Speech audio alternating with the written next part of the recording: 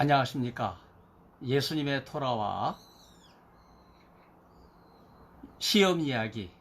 오늘은 예수님 광야 세 번째 시험, 모든 시험을 이기신 내용을 통해서 동성애와 전염병 문제에 적용하는 시간을 갖도록 하겠습니다. 마귀가 예수님을 매우 높은 산으로 데리고 가서 세계 모든 나라와 그 영광을 보이며 시험하는 이런 내용을 동성애와 전염병에 적용하는 시간을 갖도록 하겠습니다. 차별금지법은 신앙의 자유와 양심에 위배되고 대다수 국민을 역차별하는 악법입니다. 제가 실시간으로 생중계 여러분에게 하고 있는데 여러분 예수님께서 광야 세 번째 시험 염두에 두시고 제가 드리는 말씀들을 잘 귀담아 들으시길 바랍니다. 만일 이 악법이 통과가 되면 차별금지법을 정의당이 발의를 해놓고 이제 법사위에 이 문제가 올라가 있다고 하는 그런 상황이 지난주까지 내용이죠. 만일에 이 악법을 통과하면 정부 여당뿐만 아니라 서로 소송하고 피해를 보는 이런 문제가 야기될 수밖에 없습니다. 더군다나 남녀가 소송하는 일이 불가피해져요. 그 이유는 성적 지향이라고 하는 독소조항 때문이죠. 내가 남자인데 여성이라고 생각하고 여자 화장실을 들어간다. 여자 목욕탕을 들어간다. 여러분, 이런 일을 여성들이 받아주겠습니까? 제가 미국의 샌프란시스코 레인보우 빌리지, 말하자면 동성애자 촌이죠. 거기 가서 보고 너무나 답답했어요. 남녀가 같은 화장실을 사용하고 있는데 여러분, 그 남녀 화장실 남녀가 동시에 들어가지 않습니다. 남자가 들어가면 들어가서 문을 잠그고 나오고, 여자가 들어가면 들어가서 문을 잠그고 사용하고, 여간 불편한 게 아니에요. 제가 안에 들어가 보니까요, 남자 칸과 여자 칸이 따로따로 있어요. 여러분, 옛날 같으면 이게 문제가 되질 않는데 이제 남녀가 같이 사용하는 그런 법이 되니까 서로 불편한 그런 시대를 맞이하고 있습니다. 아리스토텔레스 시약에 처음 사용된 하마르티아, 신약 성경에서는 죄라고 이야기하지만 사실은 동성애 죄악을 가리키는 단어예요. 그런 점에서 동성애를 우상으로 숭배하는 그런 시대, 만연된 이방 신전에 가득했던 동성애 우상 숭배를 가리키는 죄악, 바로 그 단어입니다. 우한급성 폐렴으로 온 세계가 신음을 하는데 이 설상가상으로 브루셀라 군까지 퍼져서 4,000명 넘는 중국인이 감염되었다. 여러분, 이거 전혀 우리가 모르고 있었던 일 아닙니까? 지금 그 우한시의 그 심각한 상황을 고발했던 기자를 벌써 몇 개월, 7, 8개월째 감금해 두고 있다고 하는 이러한 상황은 너무나 안타까운 일입니다. 차별금지법을 제정하려는 문재인 정부는 전염병 방역을 핑계로 해서 한국교회를 폐쇄하고 주일 예배를 금지시켰습니다. 왜? 절광과 성당에 새벽 연불과 미사는 놔두면서 교회만 탄압을 하는 것입니까?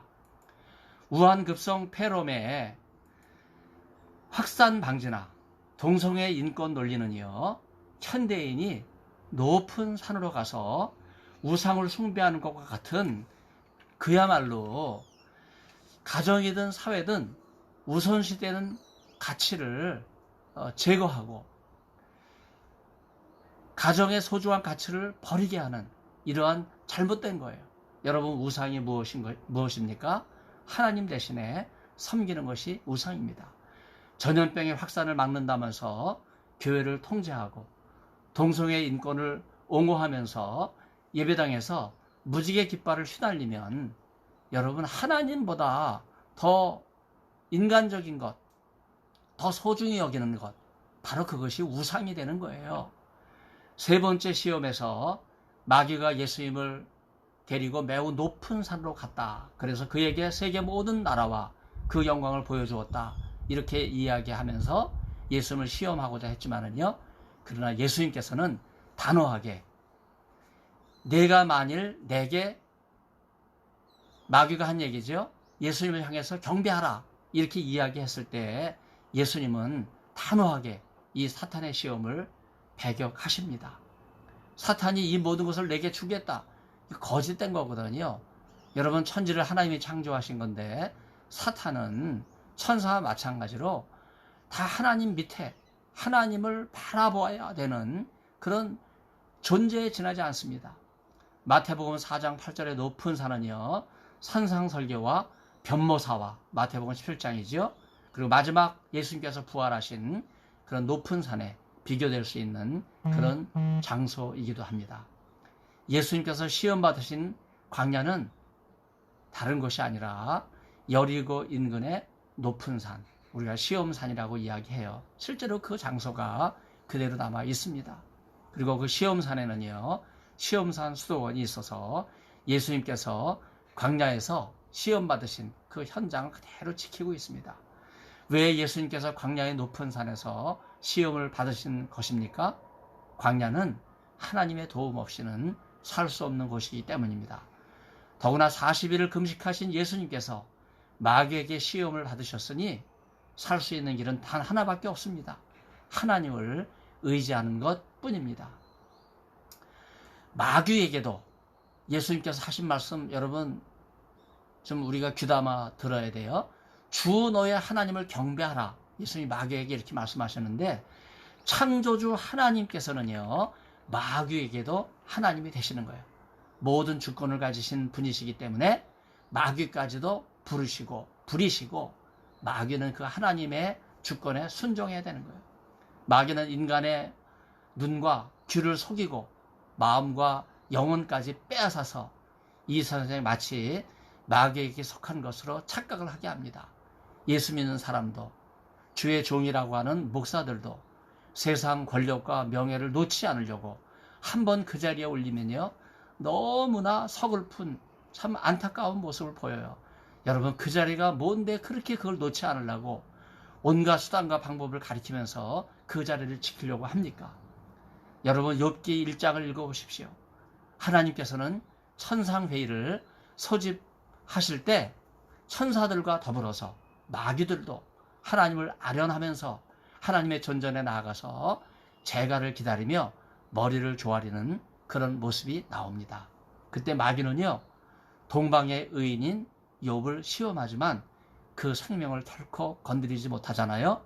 엄격한 제한하에 욥을 시험하도록 하나님께서 마귀를 주관하고 계세요. 그래서 마귀는 하나님의 제가 허락을 받고 있는 그런 모습이 나옵니다. 이 장면에서 우리는 마귀가 욥을 시험할 수 있는 것도 단지 하나님의 명령에 순종하는 일뿐이다 하는 사실을 알게 됩니다. 이 점에서 하늘에 계신 창조주 하나님은 마귀에도 하나님이 되심으로, 다만 마귀는 그 하나님 앞에 철저하게 순종을 해야 하는 것입니다. 호메르스의 대서사시인 일리아드는요, 트로이의 또 다른 이름인 일리오스에서 유래한 것입니다. 그래서 우리는 트로이만 알고 있지만요, 사실은 일리오스를 알아야 돼요. 거기서 대서사시 호메르스의 일리아드가 기록이 된 것입니다. 바로 아리스토텔레스 최초의 문해비평인 시약에서 바로 이 일리오스라고 하는 도시가 언급이 되는데 바로 함락이 되죠. 트로이 목막, 여러분 남공블락, 그 어마어마한 성벽이 트로이 목마를 타고 몰래 잠입한 병사들에 의해서 이 일리오스가 무너져 내리지 않습니까? 그리고 그리스 군대가 지중해를 장악하는 그러한 거대한 이야기, 서사시가 일리아드의 줄거리입니다. 여기서 주목할 것은요, 스파르타와 이 일리오스, 트로이 사이의 전쟁은요, 아킬레우스의 분노가 절정을 향해 치달으면서 독자들의 흥미를 일깨워줍니다. 아가멤논과 헤라와 파리스가 모두 아킬레우스의 용맹함을 우러러보지만 천방지축인 그를 통제하려는 제우스는 그에게 치명적인 약점으로 아킬레스건을 발 뒤꿈치에다가 슬쩍 숨겨 두었습니다. 그래서 트로이를 함락시킨 참 신출 규모란 이 아킬레우스는요, 승리를 만끽하기도 전에 발목 뒤꿈치가 화살에 의해서 일격을 당하게 되었을 때 허망하게 죽습니다. 여기에 영적인 의미가 있어요. 아무리 사탄이 날뛰어도 전염병과 동성애를 통제하시는 분은 창조주 하나님이십니다. 문재인 정부 왜 이러나 저는 너무 답답합니다. 프랑스는 하루 7,000명이 확진이 되어도 밤 11시까지 정상 영업하고 또 교회 예배도 그대로 진행하며 정부보다 의료진을 신뢰하는 그야말로 자유민주주의 국가입니다. 여러분, 대한민국도 자유민주주의 국가 아닙니까? 문재인은 주일 예배 금지하는 행정명령을 내리고 방역 책임을 교회에 전가하는 일을 지금 계속하고 있습니다. 우한 급성 폐렴으로 상황이 심각한데 책임을 교회에 돌리고 있어요. 차별금지법이 발의되고 법사위의 상정 절차로 넘어가서 여러분, 교회가 심히 위태로운 지경을 맞이하고 있습니다. 속임수에 능한 마귀는 우한 급성 폐렴과 동성애를 마치 자기가 주관하는 것처럼 속이고 세계와 모든 나라와 그 영광이 마치 자기에게 속한 것으로 착각을 하게 하지만 예수님의 토라는요, 마귀에게도 주 너의 하나님만 경배하고 오직 하나님만 섬기라, 여러분 이렇게 일깨워주고 계십니다. 여기서 주라고 하는 표현은요, 히브리어 하셴, 문자적으로 직역하면 그 이름이지만 여호와 하나님의 이름을 거룩하게 부르는 표현이에요. 그 위대하신 이름이라는 뜻이에요. 유대인은 하나님의 이름인 이 신성 대문자가 나오면 야훼라고 읽기 상당히 송구스럽게 생각하고 하셴, 여러분 그렇게 발음합니다. 혹은 아도나이, 나의 주님, 이렇게 발음을 합니다. 예수님께서는 악한 마귀를 향해서 주 너의 하나님을 경배하라 이렇게 이야기할 때 마귀도 하나님이 주님이 되신다, 하나님이 되신다 하는 사실을 분명하게 일깨워주고 있습니다. 높은 권력에 오르면 대통령이든 수상이든 하나님을 무시하지만 그러나 하나님은 만으로 여기시는 분이 아닙니다. 결코 그 권력과 권력자의 만행을 결코 그대로 두고 보시지 않을 것입니다.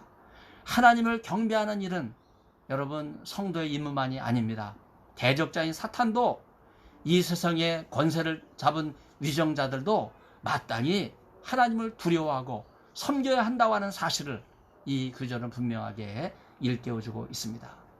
마귀는 매우 높은 산으로 예수님을 데리고 가서 천하만국이 제 것인 양 의시되며 보이면서 자기에게 절하라 이렇게 시험하지만 예수님께서는 오직 하나님만 경배하고 오직 하나님만 예배하고 섬길 것을 일깨워 주십니다.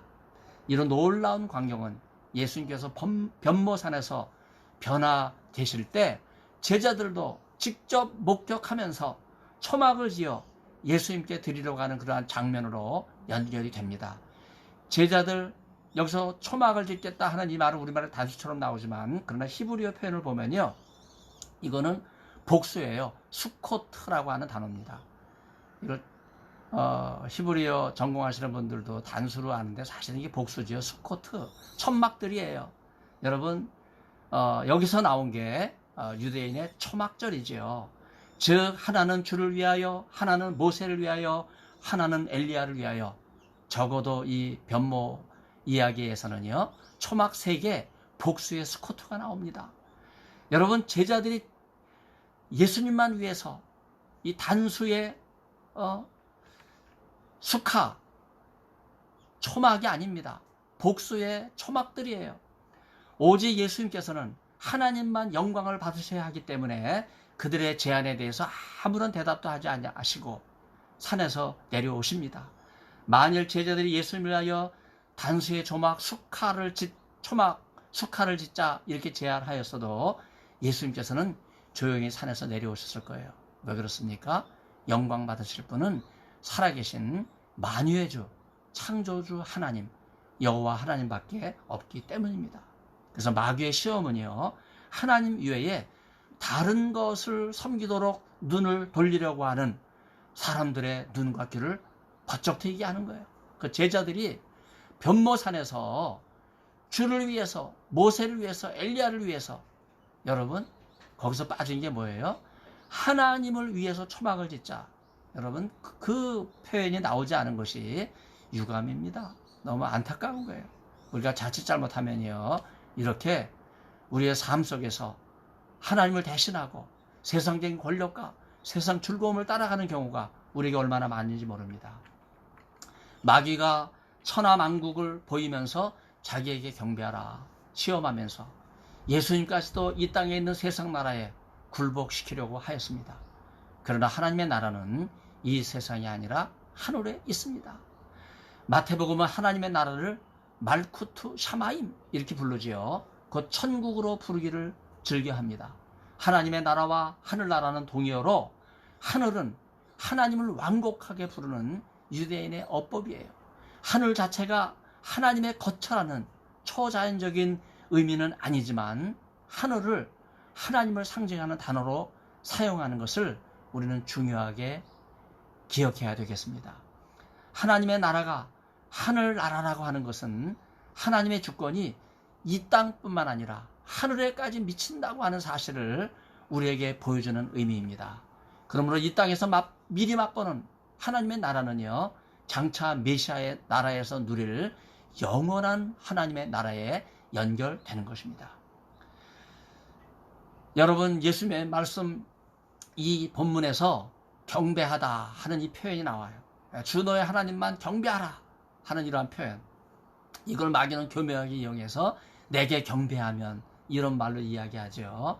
헬라어 포베데사라고 하는 이 말은요, 사실 주 너의 하나님을 두려워하라라는 말이에요. 그런데 사실 헬라어에서 경배하라라고 하는 말은 다른 단어가 있죠. 프로스퀴네오라고 하는 단어인데 아까 이야기했던 포베데사, 곧 하나님을 두려워하라고 하는 이 표현과 연관을 지어서 하나님을 두려워하는 마음으로 그 앞에 무릎을 꿇라. 다시 말해서 프로스퀴네오라고 하는 단어는요, 무릎을 꿇다라고 하는 단어입니다. 천하만국을 보이면서 마귀에게 무릎을 꿇라 하는 이러한 시험을 아주 당돌하게 마치 온 세상 만물이 자기인 것처럼 마귀가 현혹을 하고 있지만은요, 그러나 나자라 예수님께서는요, 마귀가 전혀 꿈에도 생각해보지 못한 해석을 내리시면서 주 너의 하나님을 경배하고 다만 그에게만 예배를 드리라 이렇게 강조하고 있는 것입니다.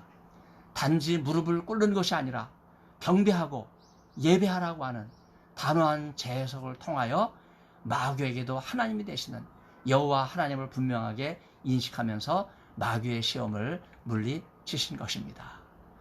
예배자는 하나님의 임재의 자리로 나아가기 전에 먼저 형제들과 화해를 하여야 됩니다. 예배의 선결 조건은요, 먼저 화해하는 거예요. 서로 형제의 어깨를 두드리고 서로 잘못된 것을 용서하고 마음속에 있는 그 돌들을 빼내서 풀어지게 하고, 칼을 갈아서 쟁기를 만들고 그야말로 화해를 이루는 일이 예배자에게 먼저 선행되어야 할 일입니다.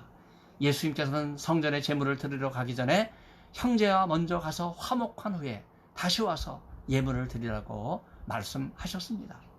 이것이 예배자의 순종적 자세입니다.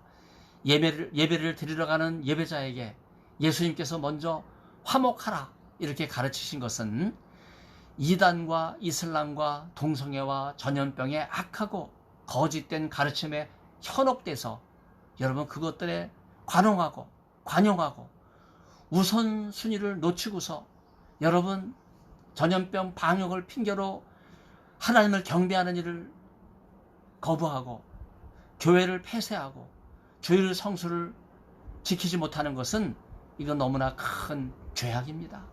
또한 오용과 남용으로 성경에 반하는 사람들까지 포용하는 것은 이건 잘못된 거예요. 분명히 구분되어야 합니다. 2020년 20대 국회가 임기가 얼마 남지 않는 상황에서 여러분 4.15 총선 지난 거 여러분 기억하시죠? 그런데 이제 국회에서 압승하고 나서 이제 새로운 국회가 시작되려고 하는 상황에서 여당 구의원이 12명이 공동 발의로 감염병의 예방과 관리를 한다면서 집회 제한을 골자로 하는 개정안을 제출했어요. 여러분 그 핵심은요, 여러분 광화문 집회를 제한하는 게 아니라 여러분 교회 폐쇄와 주일 성수 제한하는 여러분 그런 문제라고 왜 우리가 깨닫지를 못합니까? 우한 급성 폐렴으로 8개월째 주일 예배를 폐쇄해놓고 구상권을 행사하여 교회 문을 닫게 하려는 전체주의적 발상, 여러분 이것을 우리는 단호하게 배격하여야 하겠습니다.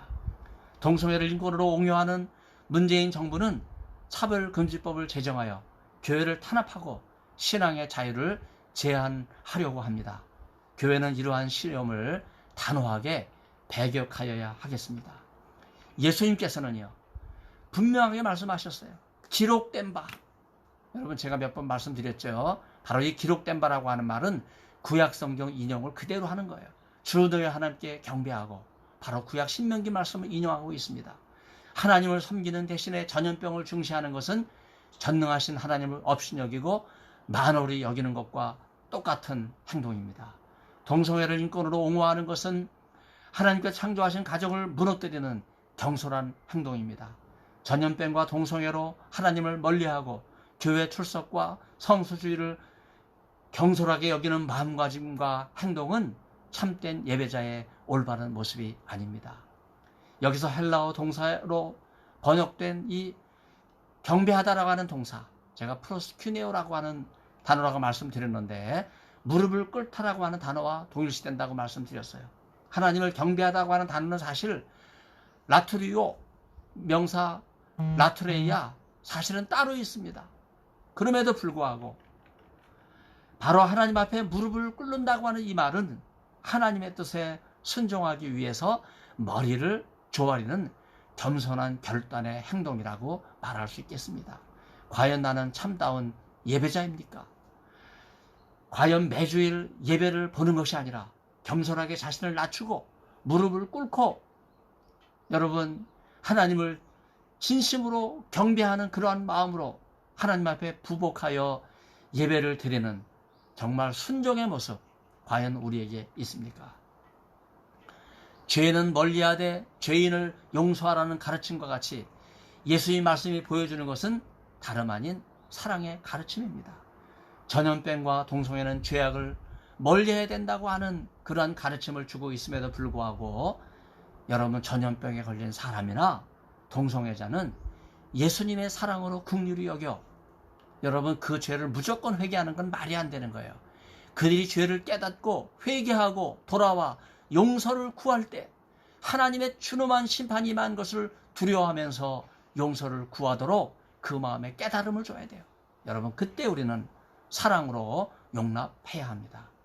하나님 앞에 예배를 드리는 자는 자신이 죄인이라고 하는 사실을 직시하고 겸손하게 나아가야 됩니다.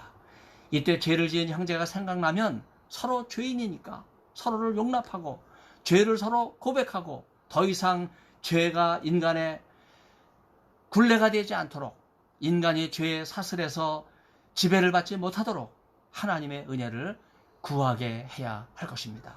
문제는 죄를 알면서도 부정하고 심지어 고의로 죄를 범하는 죄를 고범죄라고 이야기하는데 바로 이 고범죄가 만연되고 있는 것이 바로 오늘 이 부패한 세대입니다. 교회도 마찬가지예요. 신학교도 마찬가지예요. 죄를 알면서 더 이상 죄를 회개하려고 하지 않습니다. 죄를 두둔하려고 그래요. 인권으로 하려고 합니다. 이것은 심히 안타까운 일이에요. 우리는 선한 사마리아인의 비유를 말씀하신 주님의 뜻을 헤아려야 하겠습니다. 강도 만난 자를 외면한 종교인들, 여러분 그들이 누구예요? 오늘로 말하면 목사와 신학교 교수들입니다. 제사장과 레위인들, 하나님을 기쁘시게 하는 사람들이 되지 못하였습니다. 그러나 선한 사마리아는 누구예요? 이스라엘 백성들이 업신여겼던 같은 민족임에도 이방인의 피가 섞였다 하면서 멸시천대했던 사람들 아닙니까?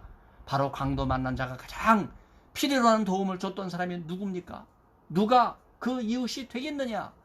안타까운 마음으로 예수님의 마음에 가장 합한 참된 이웃이 바로 선한 사마리아 사람이었어요.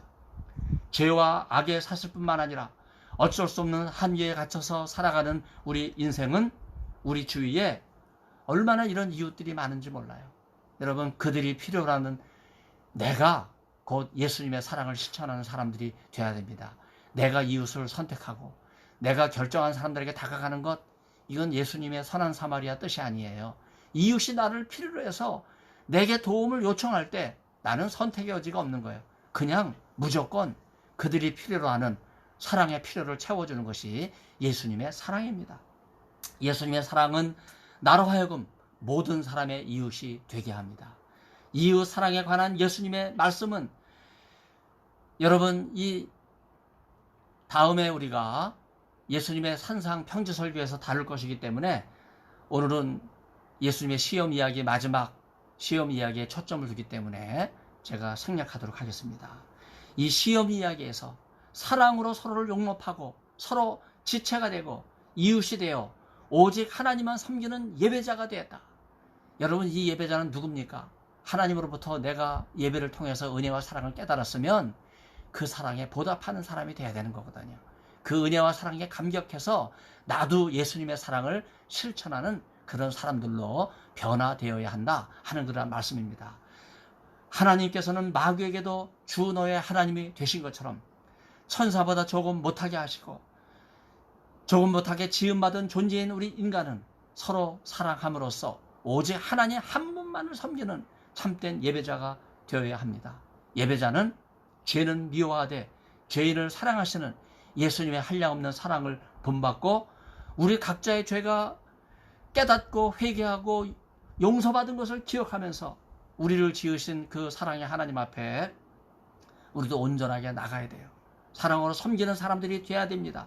죄인이 회개하고 용서를 구할 때 사랑의 하나님께서는 놀라운 구속의 은혜를 베풀어 주셨어요.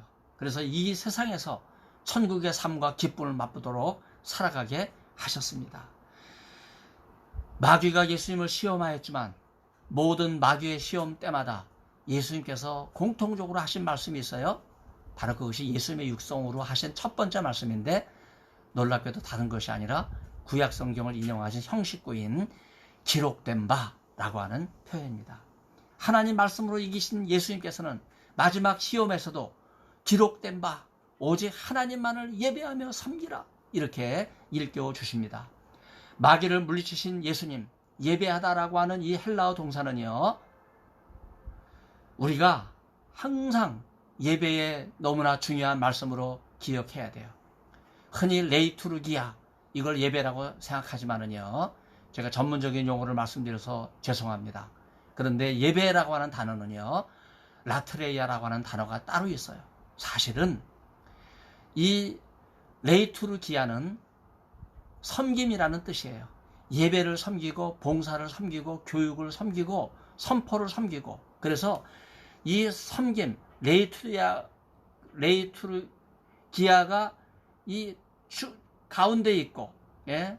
그리고 나서 예배, 선포, 선교, 봉사, 가르침, 이 영역들을 섬기는 그런 내용인 것을 우리는 헬라어를 통해서 분명하게 이해를 해야 하겠습니다. 그런 점에서 오직 하나님 한 분만을 섬겨야 된다고 하는 이 말씀은요, 우한급성 폐렴으로 교회가 폐쇄되고 소모임과 식탁교제가 금지되면서 교회의 가장 핵심적인 활동인 예배가 훼손되고 신앙의 자유가 침해되는 이러한 상황까지 너무나 오고 말았습니다. 이런 일이 와서는 안 돼요.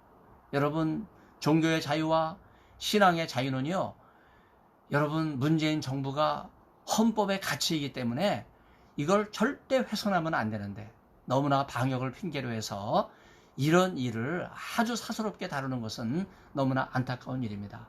더군다나 차별금지법을 제정해서 성적 지향과 젠더 정체성을 통해서 하나님께서 창조하신 가정을 무너뜨리고 동성애 인권 논리에 치우쳐서 하나님께서 남자와 여자를 창조하신 가정을 해체하고 기독교 진리를 모독하는 일은 절대 일어나서는 안 되는 일입니다.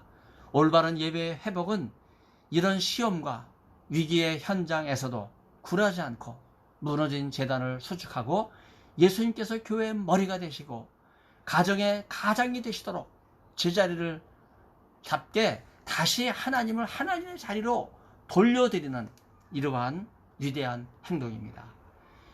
예수의 말씀을 최초로 담지했던 예수님의 제자들, 바로 이 갈릴리 공동체에게 특별히 의미가 있는 산, 바로 세상의 주권자 이런 마귀가 아니라, 마귀는 자기가 무슨 권세를 가지고 있는 착각하게 하지만 예수님을 시험할 때 모든 시험을 이기면서 마지막 마귀가 모든 것을 가지고 있으니까 다 주겠다 이렇게 이야기하는 거는 이거는 잘못된 거예요.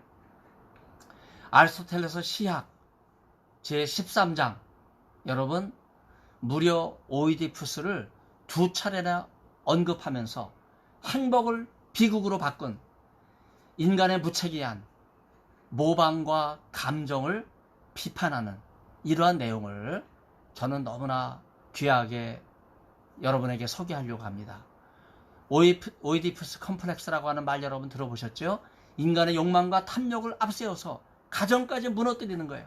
여러분 자신을 파멸로 치닫게 하는 인생의 허무함을 보여주고 있어요. 여기서 너무나 안타까운 것은 동성애는 다분히 타락한 인간의 쾌락을 모방하는 것임에도 불구하고 괴상한 퀴어 광란 축제를 미화하고 모든 일에 충동적일 수밖에 없는 청소년이 무분별하게 따라하도록 모방 심리를 자극하는 것은 여러분 이 아리스토텔레스 시학에서부터 시작되는 거예요. 동성애에 노출된 청소년은요 모방 심리의 영향을 받아서 후천적인 동성애 쾌락에 빠질 공산이 커집니다. 성적 감정은 치명적이라 청소년 시절에 여기에 노출되게 되면요 여러분 인간은 쾌락을 따라가고 자기의 감정에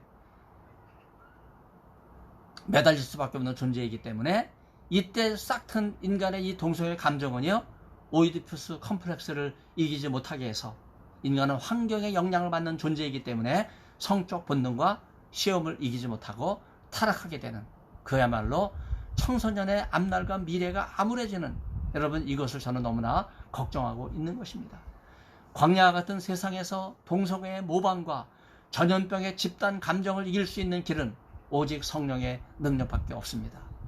여러분 전염병, 여러분 백신 개발돼도 쉽지 않아요. 그러나 성령께서 내 마음을 강력하게 역사하시고 인간을 창조하신 하나님께서 눈에 보이지 않는 음물한 부분까지 강력한 은혜의 빛을 비춰주실 때 우리는 전염병을 이기게 됩니다. 동성애도 마찬가지예요. 인간의 욕망 그렇게 쉽게 벗어날 수 있는 것이 아닙니다. 그러나 예수님의 복음이 임하게 될 때 우리는 동성애의 욕망과 쾌락을 능히 이길 수 있어요. 많은 동성애에 빠진 사람들이 여러분 이게 선천적이라면 동성애 유전자가 있다고 한다면 동성애로부터 빠져나오지 못한다. 동성애 옹호자들이 하는 이야기 아닙니까? 그러나 많은 동성애자들이 몸과 마음이 육체가 병들었을 때 치명적인 그러한 상황에서 성령의 능력과 복음을 맛보고 예수님의 복음으로 인해서 회개하고 교회로 돌아온 탈동성애자들 여러분 우리 주위에 많이 있어요. 지금 탈동성애자들을 동성애 옹호하는 사람들이 간과하고 있습니다. 여러분 탈동성애자들은요 이구동성으로 말아요. 동성애의 환경과 여건 여러분 그것이 후천적인 요인이 돼서 내가 청소년 때 동성애에 빠졌다. 여러분 이런 안타까운 고백을 하고 있는 것을 우리는 귀담아 들어야 됩니다. 예수님께서는 광야에서 시험을 받으셨지만 성령의 충만함으로 그 모든 시험을 이기셨습니다. 우리도 하나님 말씀이 있는 곳에 성령께서 임재하시는 것을 깨닫고 항상 예배자의 자세로 교회를 사모하며 성수주일에 힘써야 하겠습니다. 예배를 떠나면 하나님으로부터 멀어집니다. 예배를 드리지 않는 사람은 마귀의 시험에 넘어갈 수 없어요. 지난 8개월 동안 예배를 드리지 않으니까 참으로 안타까운 것은요. 여러분 교회가 폐쇄되잖아요. 지금 저는 이걸 생방송으로 내보내고 있지만 많은 뭐 대부분의 교회예요. 예, 주일 예배를 동영상으로 떼어놓고 영상으로 지금 송출하고 있는 그런 상황에서 제가 입에 담기 부끄러운 얘기 여러분에게 하겠습니다.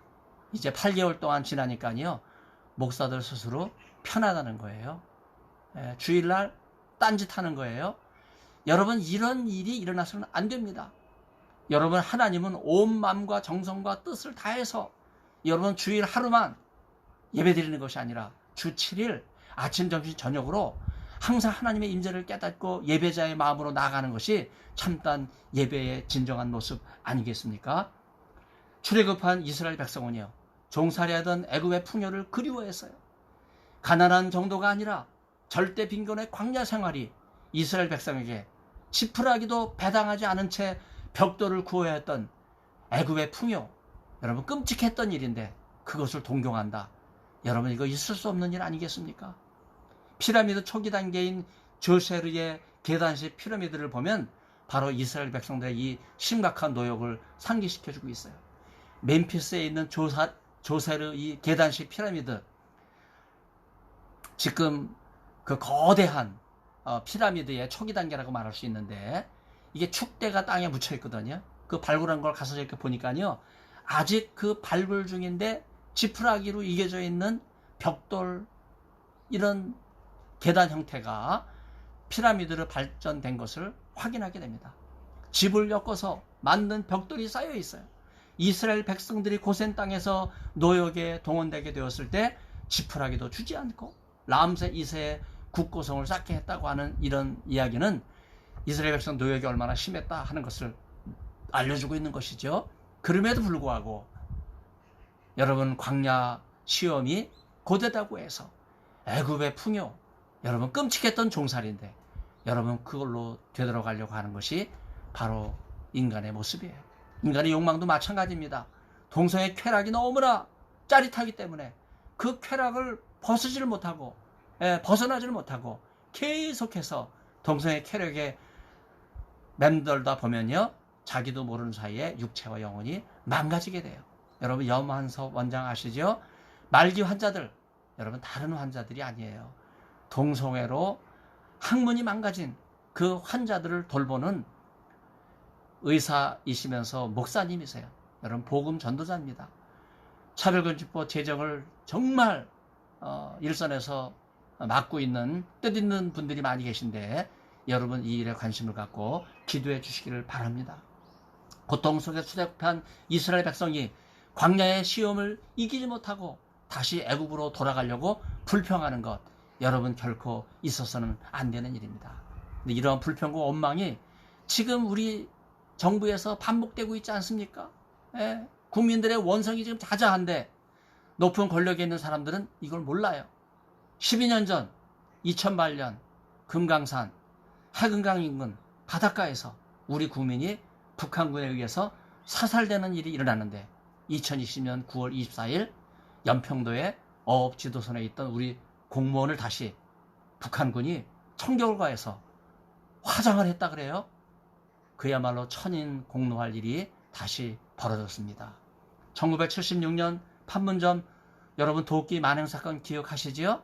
비무장지대에서 이런 끔찍한 일이 일어났어요. 북한은 단순히 사과만 할 것이 아니라 엄중한 책임을 져야 할 것입니다. 김정은이 사과 문서를 보내왔지만 영혼 없는 사과입니다. 사건의 실체가 없어요. 그리고 우리 국민에 대해서 만행을 저지른 여러분 책임자 처벌이 없습니다.